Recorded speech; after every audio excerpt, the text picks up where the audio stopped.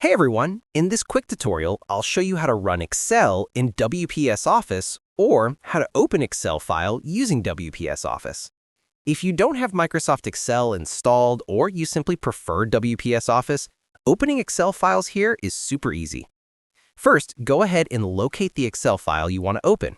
It will usually have a .xlsx or .xls extension. Right-click on the file, hover over Open With, and then choose WPS Office from the list. Your Excel file will instantly open inside WPS Office, and you'll be able to view and edit it just like you would in Excel. If the file doesn't show WPS Spreadsheets in the menu, you can still open it directly inside WPS Office. Simply launch WPS Office, click on Spreadsheets, and choose Open from the top left corner. Now browse through your folders, select your Excel file, and click Open. The file will load inside WPS Spreadsheets without any issues. If you want all your Excel files to open automatically in WPS Office, just right-click on any Excel file, select Open With, click Choose Another App, and select WPS Office.